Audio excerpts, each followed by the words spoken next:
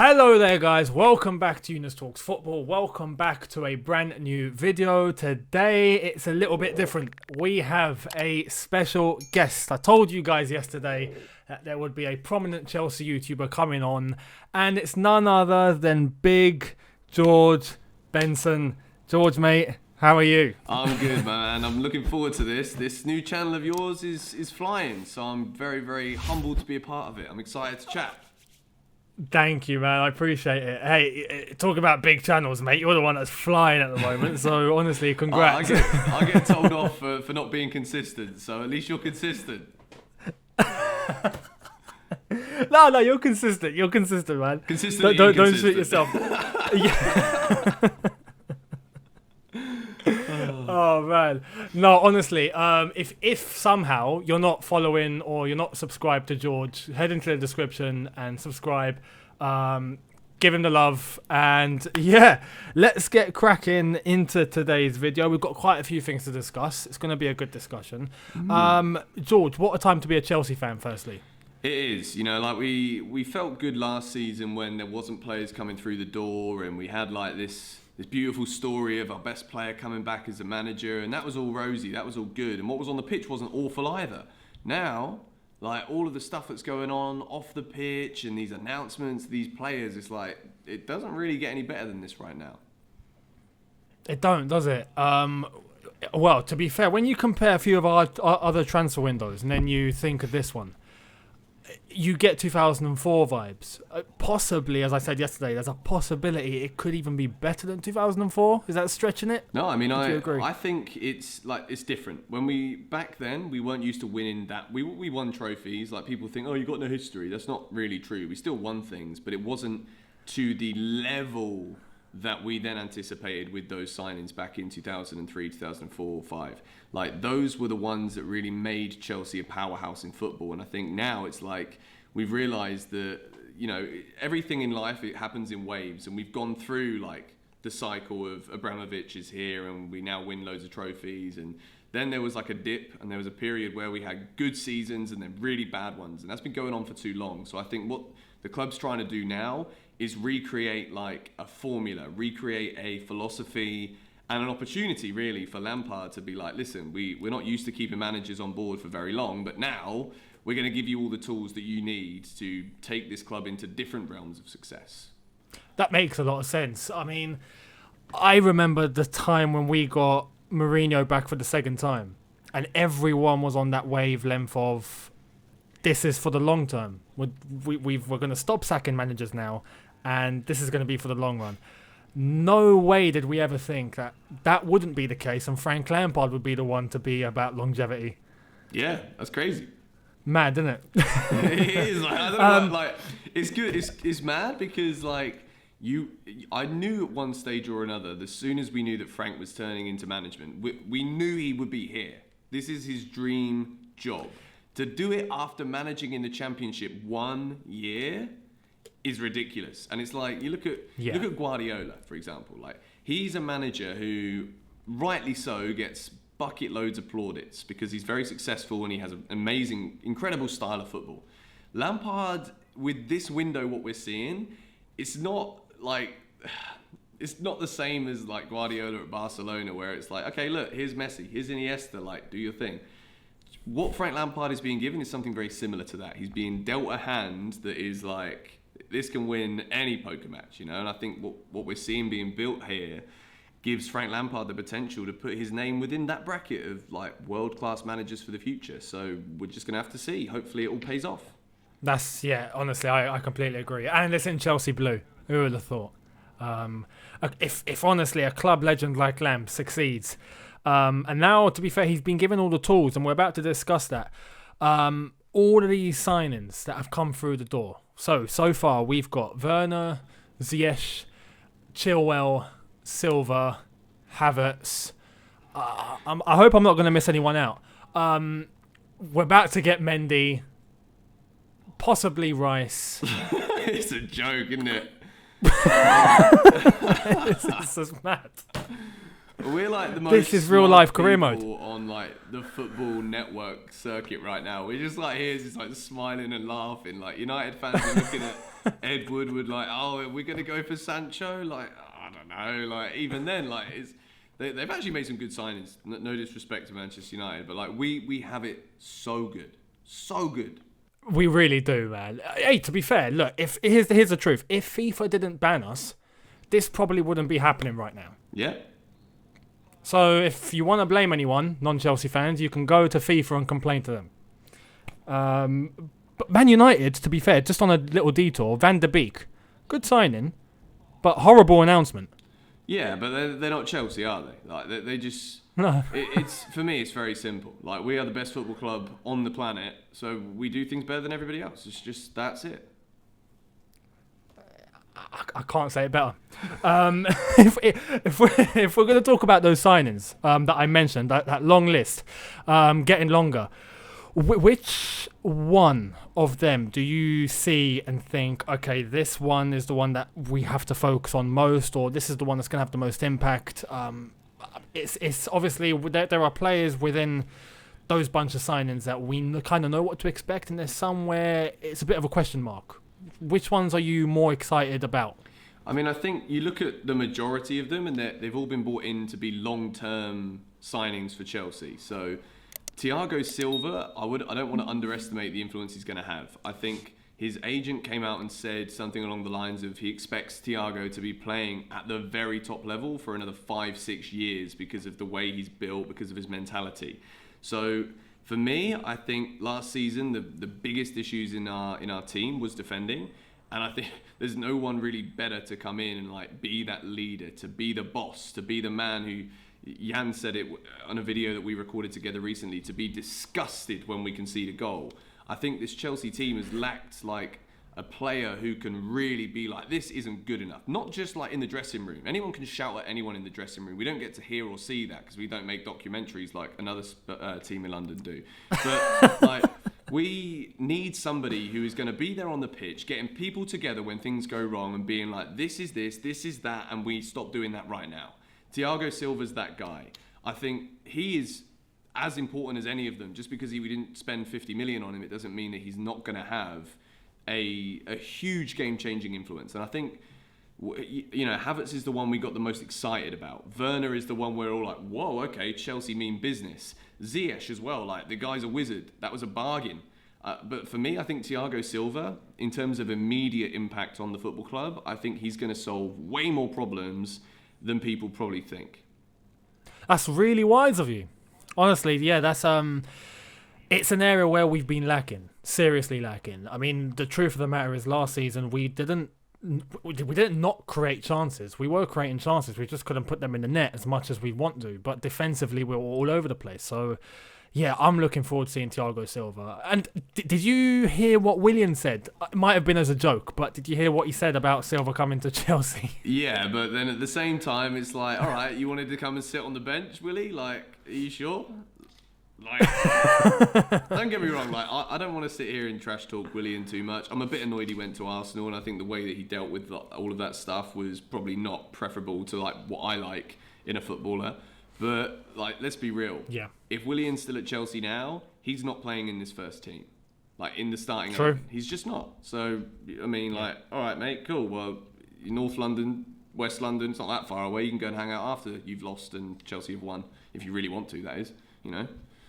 Yeah, that's true. That's true. I mean, I still believe the prime move for that, the prime reason for that move was because of his restaurant with David Luiz. But anyway, we can speculate. He's at Arsenal now. We focus and we look forward without him. Kai Havertz. Now, he's finally walked through the door after months of speculation. I think me and you and Jan and others have included him in so many thumbnails, it's ridiculous. Oh, yeah. Like, it's like an ongoing joke right now on my channel. It's like, oh, crikey, George, you feeling a bit sick? Like, Havertz isn't in your thumbnail today. Like, is everything okay? You need a doctor? It was the most frustrating story because, like, for example, what we're doing here on YouTube, Younes, is like we don't like break the news. We just we talk about it from a position of passion where like it means something to us, and then we get to talk to people in the comments. You know, it was frustrating and it was nervy at times. I'm like, surely this can't go wrong. Like, every little factor pointed towards Havertz being a Chelsea player. And finally seeing that announcement was like, it was like waiting for football to come back after Corona. It was frustration, you know? And then it came back and we're all like, praise the Lord. Like, I'm very happy with that signing. Incredibly happy. Oh, big time. I mean, mate, talking about the announcement and whatnot, I put my hair on the line, you know? I don't know if you saw, but I literally told ages before it became official, like, if somehow this deal doesn't happen, I'll go bald. Yeah, well, because it was the most requested thing, and I knew I wouldn't have to. But yeah, imagine if that happened. I mean, I think you'd suit going bald, to be honest, mate. I think you're one of those guys who could pull off many different looks, but it is what it is. You could go bald for the hell of it now. It's up to you, really. No. I don't mind. I think subscribe. Hit the like button. It's okay. Mate, I mean, my dad's bald, so I think it's a default. Once I reach 40, I think it's going to happen anyway. Maybe just wait for the inevitable then. Like, enjoy your hair while you can. I'll just wait for it. Exactly. But, yeah, Kai Havertz. With Timo Werner, Ziyech, even Thiago SIlva to an extent, we know what we're getting. We've seen what they've done at other clubs, and we know what they're going to offer. Havertz, in the same sort of bracket, because we've seen what he's done at Bayer Leverkusen and at Germany, but at 21 years old, he's not fulfilled his potential yet. He hasn't peaked.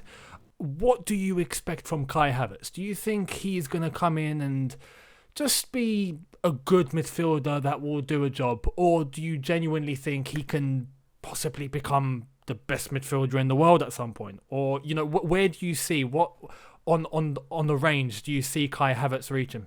You know, I think with every footballer, there's always a conversation to be had about potential. There's always a ceiling of how good a player can become. And I think with Havertz, he's one of those. I don't want to use that generational talent thing because I think it's so overdone. But I think Havertz is a player whose ceiling is so high in terms of the ability he already shows, the impact he already has on the team he's playing in. Like, let's be real. Bayer Leverkusen are a Champions League level club in a very competitive league. And he was their best player. And he was the one who was delivering goals, delivering assists. He made the team tick, whether he was playing in like a number 8, a number 10, or further deeper. Like, Havertz is the kind of player who can offer so much to Chelsea because of his versatility. Like, I don't want to repeat points that you've probably made and I've probably made on our channels already, but I think with Havertz, not only are we bringing in a youngster who is actually at a very high level and to me walks straight into this starting 11 already, but the ceiling of how he could go if he's nurtured correctly under one of the best attacking midfielders in the world ever, like, it's scary. Like, he could really become the best midfielder in the world. Like, there's no doubt in my mind about that. Let's just hope he doesn't get injuries. I don't think it's going to be a case of he doesn't get enough minutes at Chelsea, but like, I think this guy is already near the top and he's going even further. I completely agree. To be honest, man. I think on the same wavelength as you, I don't want to give him that hype of, as you said, generational talent, or, you know, but the potential's there and we've seen what he can do. Bayer Leverkusen will miss him, and they've said that themselves. They will miss him. But it's going to be interesting to see how he develops at Chelsea, not just this season, next season, the season after, when he hits 25, 26, what he's going to be like. Can you imagine? Yeah. Under Frank Lampard as well. It's like the recipe is there to make a very, very tasty dish. And now, like, we just got to hope that all of these chefs that turn up in the starting 11 are all in sync. You know, like, I think we saw this season just gone that there's teething problems in this team, teething problems that we have literally gone out and pinpointed individual targets to come in and fix those issues. And now it's like a case of, okay, we've signed all these players. We know they're all very good. Some of them are world class. Let's just make it work. I know it's easy for us to sit here on YouTube and say that, but I think there is definitely a plan moving forward where Chelsea envisage a team that is winning Premier Leagues quite quickly, winning Champions Leagues even quite quickly. And yes, I don't want to sit here and say that we're going to do that immediately because I know that people get riled about like setting expectations too high, but when you look at the caliber of players we've brought in, you look at the fact that like it doesn't put us in any jeopardy financially in terms of FFP. we're building not only a team that can challenge now, but like these players haven't hit anywhere near their peaks. Like you said earlier, it's like the ceiling for this team now is through the roof. See what I did there? Oh God, what have I done? No, fair play, man. With these new signings coming in, though, we have to address this. Especially earlier in the week, there was a little bit of a rumour which got squashed completely straight away. But these young players that we've brought in, and we brought them in because we didn't have depth. We had a transfer ban. But your Tammy Abrahams, your Mason Mounts, your Callum Hudson-Odois, Loftus Cheek, Reece James, Tomori, those lads. Yeah. It's going to be harder for them to play now. It's going to be harder for them to break into the team. They've already broken into the team, but for them to be as regular as they were last season, what's your overall analysis on that? There are a few Chelsea fans that are a bit concerned and a bit worried that they're not going to be playing as much and that it's going to stunt their development, which I don't necessarily believe. But what's your overall opinions on these big signings coming in and possibly going to be taking over? Yeah. Are you worried about our young players, or do you think there's going to be rotation? Do you think that they're going to be patient? Do you think they see the overall bigger picture and they have trust in what Lampard's trying to do? Yeah, there's a few angles that I've thought about regarding this. If you look at the City team that won the league a couple of years ago, they could have fielded 2 separate 11s on any given match and probably won the game. What Chelsea are building with these signings is the potential to be able to do that. I also think that we will see a lot of rotation. I think a lot of the players last season did more than enough to showcase that they're ready to play at the highest level, competing for things with Chelsea Football Club. But at the same time, it's also very important for us to all remember that we might have these like affiliations with these young players. It might be really nice for us to be like, look, all of our players from the academy, isn't this fancy? But at the end of the day, like the reason we're all football fans and the reason we support this club is because we enjoy these moments of winning things so much, and we invest so much of our energy and time and love into it that at the end of the day, like just because we have a love for one player, we're not going to trade that love for that one player over the opportunity of being able to win a trophy. And Chelsea's a club who want to win everything. So bringing in these players gives the club the best possible opportunity to do that. So yeah, we might see less minutes for some of the youngsters who we like fell in love with on the pitch this season, but I think the direction of the club is that we are investing in these people and these playing personnel to be able to go on and win FA Cup finals when we're in them, to be able to push Liverpool and Manchester City to win Premier League titles, to not be beaten 7-1 on aggregate by Bayern Munich and to challenge for Champions Leagues. And these kind of players have that ability to be able to put Chelsea in those positions. So yeah, I think like I'm not necessarily worried. It's nice to like have these connections to these youngsters, but at the same time, I also think that we all know about the potential of some of the youngsters coming through this academy. And I think that if these players allow these signings to get under their skin, being like, oh, this is my club, I've been here for so long and I've just got my chance and now look at me. If that's the mentality they've got, then it's not the right mentality for a professional footballer who wants to be at the highest level. These guys need to see these players that have come in as their opportunity to learn from other good players and to grow and elevate their games as a result of being around better quality. So, like, I don't really know like how to finalise that point, but I'm not worried about it. I think if these players that we have and that we saw last season have the right mentalities, they will continue to grow and become even better players. Whether that's at Chelsea or not, who knows? We'll see come the end of the season. That's a very fair point. And that's the one thing that I think they need to focus on and we need to focus on is mentality. Chelsea are a big club, and as I said, we were in a circumstance where we had to elevate some of those youth players and we had to utilise them because of our ban. But we still have standards, we still have expectations, and now we have funds. We're going to spend accordingly, which we've proven to the whole world in the last few weeks. But these players, these young players, I think they need to relish the challenge. I think they need to realise that they haven't hit their peak. They're still developing. They can still grow and they're still part of the squad. And yeah, I agree. There will be rotation. There will be games where they play and they're just going to have to work hard, put their heads down and try and prove a point to Lampard with all these big signings around them. I think it could be the best thing for them, to be honest, to try and take themselves to the next level. So fingers crossed. There's one player, I say one player, but one goalkeeper that we were all annoyed with last season. A little bit the season before, but last season we got annoyed. Kepa. Now, there were rumours that he could be leaving. Maybe he's staying. Now it's clear that he's definitely staying. Petr Cech has made that clear himself.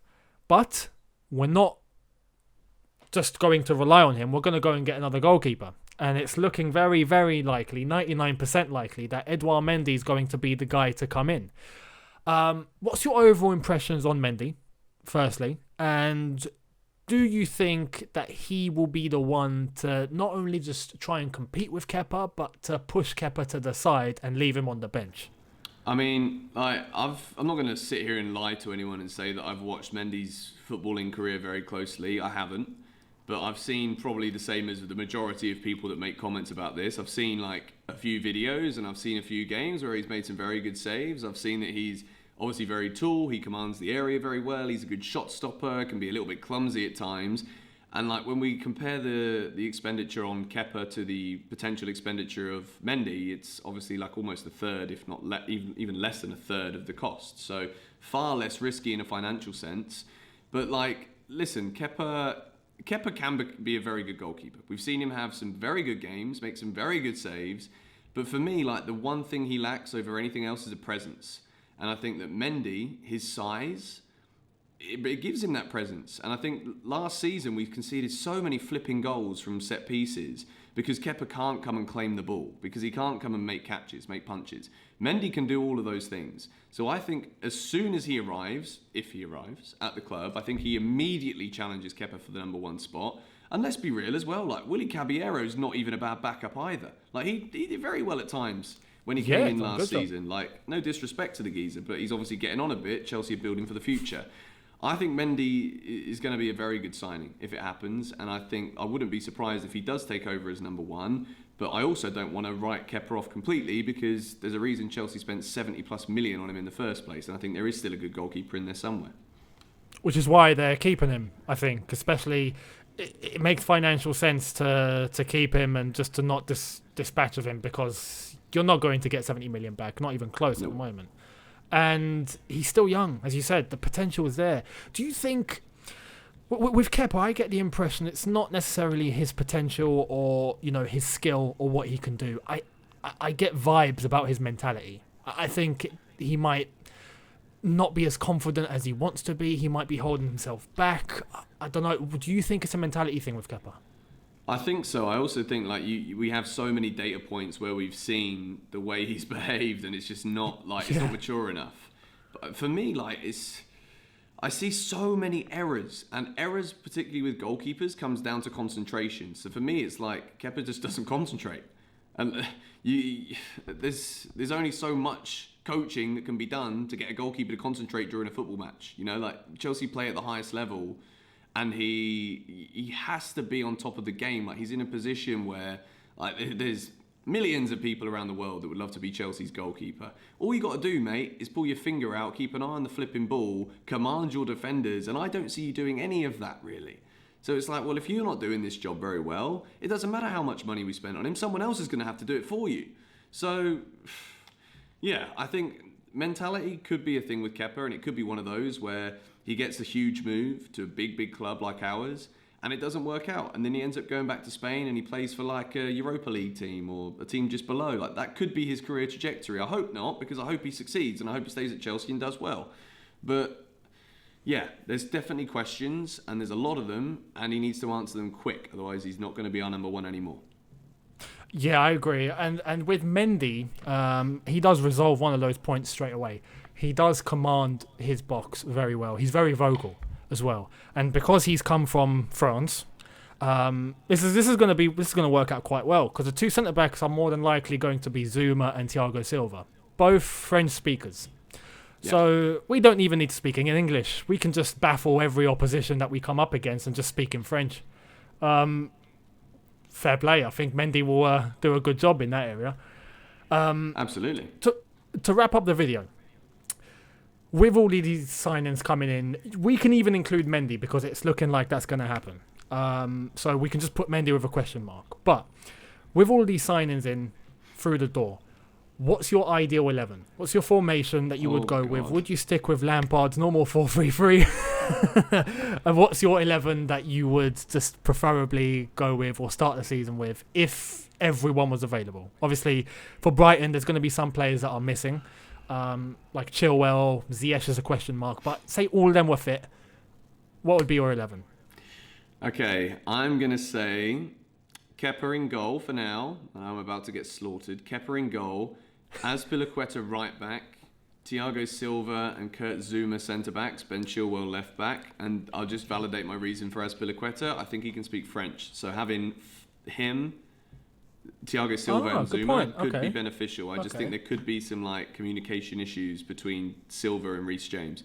So for the start, my number one would be that.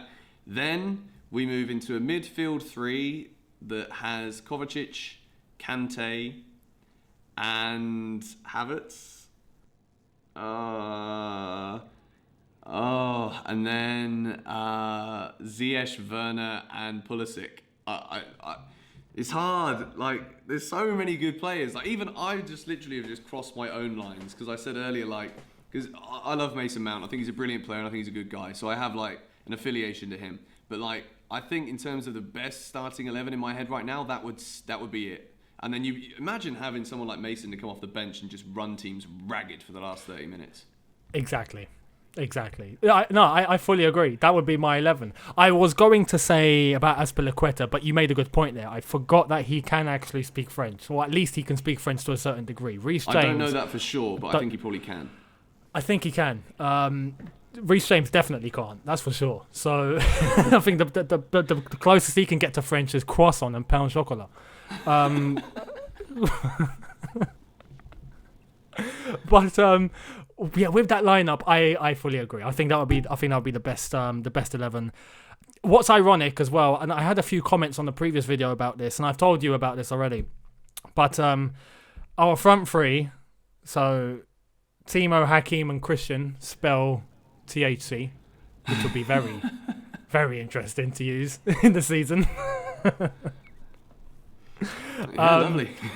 Yeah, no so comment. fair play. And